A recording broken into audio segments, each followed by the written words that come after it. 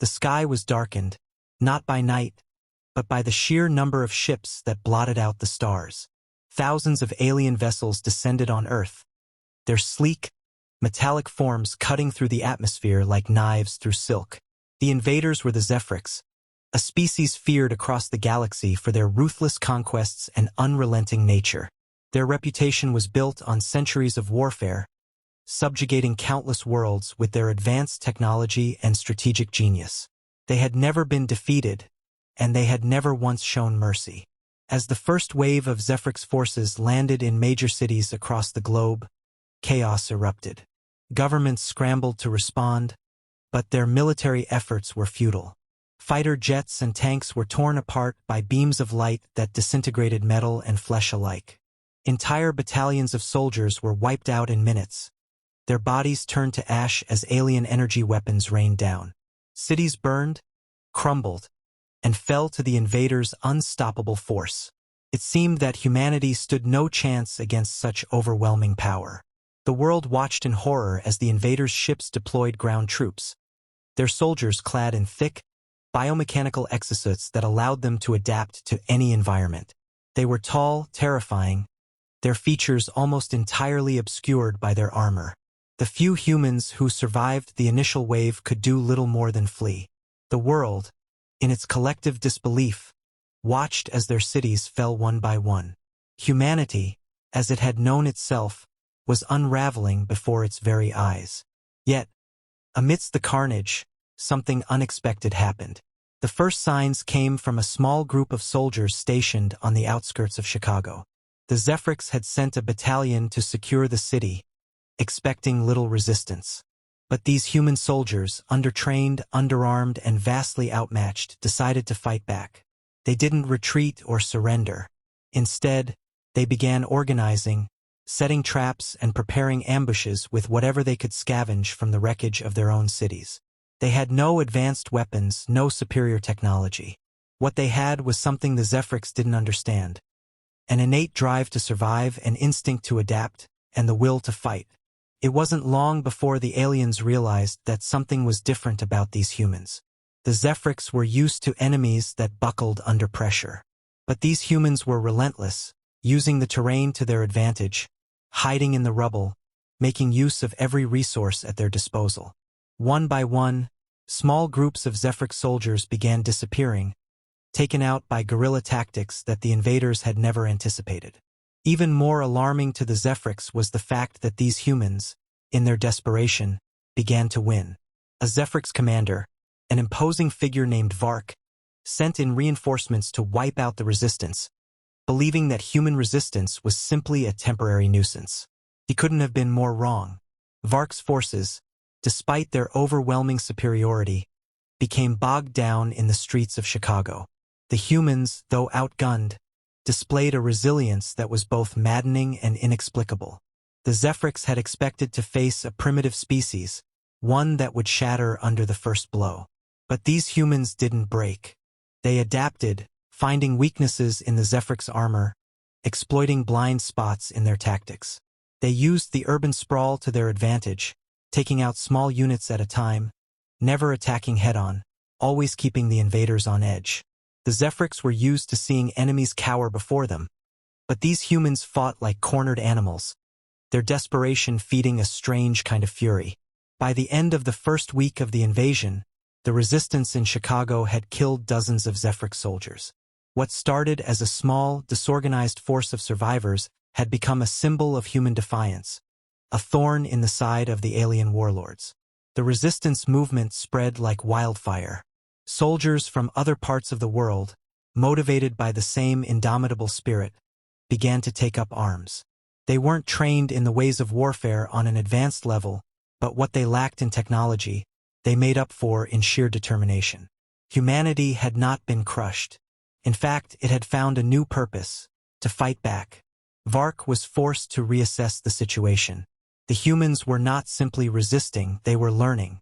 They adapted with terrifying speed, forming strategies and alliances across the globe. Vark's confidence, once absolute, began to falter. This wasn't just a war of machines and weapons. It was a battle of wills, and the humans were proving themselves far more difficult to break than he had ever imagined. In the midst of the madness, an ancient truth was beginning to stir, buried deep within the collective human consciousness. The Zephyrics had underestimated humanity, not realizing that the true strength of the human race was not in its weapons, but in its heart, its unyielding will to fight, and its ability to adapt in the face of impossible odds. What the Zephyrics didn't know yet was that this war would not be won by technology alone, but by the unbreakable spirit of those who refused to give up. And as the battle raged on, humanity's first steps toward realizing their hidden potential had already begun. As the weeks passed and humanity's resistance grew bolder, the Zephyrics began to search for answers. Their initial triumphs had been swiftly reversed by the humans' unexpected resolve, and now, the invaders sought to understand the source of this unyielding spirit.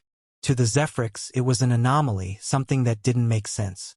In their millennia of conquest, they had faced countless species, but none had displayed the kind of ferocity and ingenuity the humans now demonstrated. Vark, the Zephyrics commander leading the invasion on Earth, was obsessed with uncovering the truth. He ordered his most elite researchers and soldiers to investigate humanity's history, hoping to find a weakness, a flaw they could exploit. What they found, however, was far more troubling than they anticipated. The Zephyrics unearthed ancient human texts, myths, legends, and stories long buried in the rubble of civilization. These tales spoke of gods and warriors who fought great battles, not for power, but for the love of the fight itself. The gods of war, they were called, immense beings of strength and skill, revered by humans in their ancient cultures. The texts detailed their heroic deeds, their ability to bend reality with their raw will, to strike fear into the hearts of even the mightiest of foes. According to the legends, humanity had once been more than just a species. They were the progeny of powerful, divine beings, warriors who had shaped the course of history across the stars. The Zephyrics, who prided themselves on their deep knowledge of the universe, were taken aback. They had heard rumors of ancient beings that had once ruled the galaxy, beings who had disappeared long before their own species rose to prominence. Some believed they were gods, others believed they were just incredibly advanced beings, but all agreed on one thing. These gods of war were terrifying, nearly unstoppable. The Zephyrics had assumed that such beings were a myth, no different from the primitive stories of other cultures they had conquered. But what they were uncovering on Earth made it clear. Humanity had a far more profound connection to these ancient gods than they had ever imagined. As the Zephyrics continued to dig deeper, they discovered something even more disturbing. The humans' capacity for violence, their near-instinctual drive to fight, was not just a product of their survival instincts. It was encoded into their very biology. Ancient texts described a race of beings who had once been known as the Warborn, creatures of unimaginable strength and resilience, created for the sole purpose of battle. The Warborn had fought countless wars across galaxies, shaping the universe with their victories. When they had disappeared from history, their legacy remained embedded in the genes of their descendants. Humanity. The Zephyrics now understood. These humans, though seemingly primitive, were not just another race to conquer.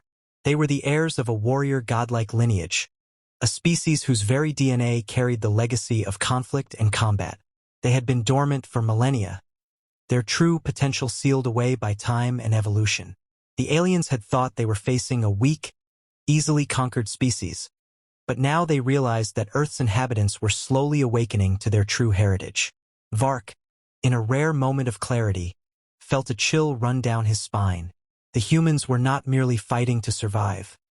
They were fighting to reclaim something ancient and powerful within themselves. They were tapping into a well of strength, intelligence, and tactics buried deep in their subconscious. It wasn't just their resolve that made them formidable.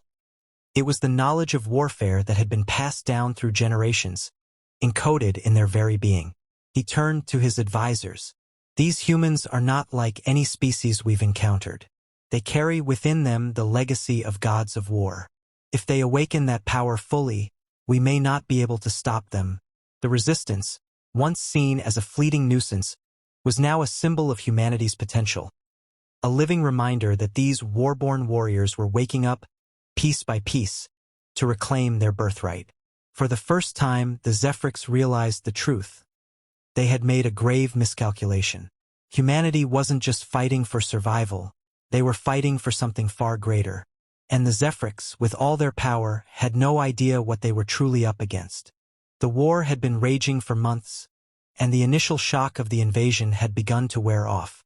What had once seemed like a quick and decisive victory for the Zephyrs had turned into an unwelcome quagmire. Humanity, against all odds, had begun to adapt, learning from their mistakes and using the invaders' own tactics against them. The initial chaos was being replaced by something far more calculated: resistance. The city of London, once a symbol of human progress and civilization, had become a battleground. What was left of the British military had joined forces with civilian militias and international volunteers, all united by a single goal: to push back the Zephyrs. Among the fighters was Sergeant Emma Daniels, a former soldier turned resistance leader, who had become a symbol of human tenacity.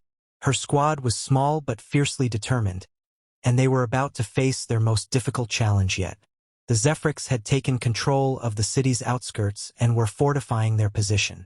They knew the humans were gathering strength, but they underestimated how quickly the humans had adapted to urban warfare. Emma and her team had studied the Zephyrs' patterns, waiting for the perfect moment to strike. They had no advanced technology or heavy artillery, but what they did have was knowledge of the city, a sense of unity, and the determination to survive. Their plan was simple, born of necessity: to use guerrilla tactics to harass and disrupt the Zephyrs' supply lines. The Zephyrs had relied heavily on their superior technology, but the humans had learned to fight in the places where the aliens' advanced systems couldn't reach: the crumbling alleyways, the underground tunnels, and the abandoned buildings. Emma's squad had set traps in the city's industrial zone, using basic explosives and improvised weapons to target the Zephyrs' supply caravans. It was a dangerous strategy, but it was the only one that had proven effective. As night fell, the operation began. The humans moved silently, their eyes adjusting to the darkness, their senses heightened by the adrenaline pumping through their veins. They planted explosives along key routes and set up ambush points. The plan was to lure the Zephyrs' forces into their trap, then hit them from multiple directions before they could retaliate. The first Zephyrs patrol arrived at the designated ambush point. They were confident, unbothered by the threat of humans in their midst. But as they neared, the trap was sprung. Explosions ripped through the night, sending shockwaves through the alien ranks. The Zephyrs scrambled, trying to regroup, but the humans were already on them. Emma and her team darted from shadow to shadow, taking out alien soldiers one by one, their speed and precision making up for the difference in technology. For the first time since the invasion began, the Zephyrs' forces were on the defensive. Their superior firepower had been neutralized by human ingenuity, and their tactics had been turned against them. They were not fighting an unprepared species anymore. They were facing something far more dangerous: an adversary that could learn, adapt, and surprise them at every turn. As the ambush raged on, Emma's squad pressed the attack, taking advantage of every weakness they could find.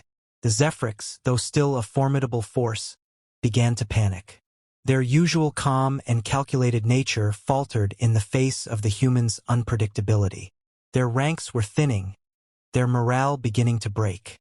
They had underestimated humanity's ability to fight, to survive, and to learn from each battle. By the time the last Zephyr soldier had fallen, the humans were already retreating into the shadows, leaving behind a battlefield littered with alien bodies. They had won this battle, but they knew the war was far from over. The Zephyrs would not give up easily. But for the first time, the humans had tasted victory. It was a victory not born of superior weaponry or technology, but of human resolve, ingenuity, and the unbreakable spirit to survive. And as Emma stood over the battlefield, looking at the fallen Zephyr soldiers, she knew this was just the beginning. Humanity was not going to be defeated. They were going to fight, and they were going to win. The first clash had ended in victory for humanity, but the war was far from over. The Zephyrs had learned something important. The humans would not bow to them. They would fight until the last breath, and with every victory, they would become stronger. The victory in London was a rallying cry for the human resistance. News of the successful ambush spread like wildfire across the globe, igniting a fire of hope in places that had long been under Zephyr's control. From the ashes of their shattered cities, humanity began to rebuild, not just their infrastructure, but their resolve. They had learned the most vital lesson of all. They were not helpless. They were not prey. They were warriors. Emma Daniels, now a legendary figure, found herself at the heart of this new movement. The global resistance was uniting under her leadership, and as new recruits flooded in, there was an undeniable shift in the air. The momentum had shifted. No longer was humanity on the defensive. Now they were on the offensive. Every victory, no matter how small, brought with it more allies, more resources, and most importantly, more knowledge. In the underground command center beneath the ruins of London, Emma stood before a large table covered in maps and intelligence reports. Her eyes scanned the details, but her thoughts were far away. There was something stirring deep within her, a sense of purpose she had never felt before. In her quiet moments, she often wondered if it was just the weight of leadership or something more, something ancient and powerful that had begun to awaken inside her. Emma, came the voice of her trusted lieutenant, Marcus, pulling her from her thoughts. The Zephyr's have regrouped. They're moving to strike at our stronghold in the Highlands. We need to act quickly. Emma nodded, her mind snapping into focus. We won't let them retake it, she said with a determination that matched the fire burning in her chest. We'll hit them first. But as the planning unfolded, something unexpected happened. Emma felt a surge of something deep inside her, something she couldn't explain. It was as if the very air around her hummed with energy, a primal energy, and she wasn't the only one who felt it. Her soldiers, their eyes filled with a renewed sense of purpose, seemed to draw strength from the shared sensation. It was as if a dormant power, a connection to something much older and much greater, was stirring within them all. As the resistance gathered in the Highlands to prepare for the impending Zephyr's assault, Emma began to experience vivid dreams.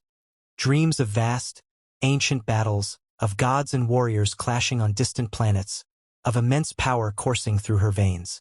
These were not dreams born of fear or stress. They felt more like memories, deep and unshakable. She saw herself standing in battle beside towering warriors, wielding weapons of unimaginable power, fighting to defend a galaxy. In those dreams, she was not just a soldier. She was a part of something far larger, a force of nature, a harbinger of war. When she woke from one such dream, sweat beading on her forehead, she knew something had changed within her. She was no longer just Emma Daniels, a soldier leading a desperate resistance. She was awakening to her true nature, her connection to the ancient warrior gods, the Warborn. And she wasn't alone. All over the world, similar dreams and experiences were reported by resistance leaders, each one awakening to the same truth. Humanity's legacy as warriors, forged in the stars, was returning. The resistance, once a ragtag group of survivors, was now a force unlike any the Zephyr's had ever encountered. The humans were no longer fighting with desperation. They were fighting with purpose, with the knowledge that they were the heirs to a legacy of gods. And this knowledge gave them power that the Zephyr's had never anticipated. The Zephyr's, still reeling from their losses, had no idea what was coming. They believed humanity was a fleeting threat, a species that would eventually crumble under their superior might. But as Emma stood before her forces, the energy coursing through her veins, she knew the truth. Humanity was not the prey. They were the hunters. The gods of war had returned, and they would fight to reclaim their birthright. As the resistance prepared for their next strike, Emma felt the call. The Warborn had not just been warriors. They had been conquerors, shaping the universe with their strength and will. And now it was humanity's turn. The war for Earth was only the beginning.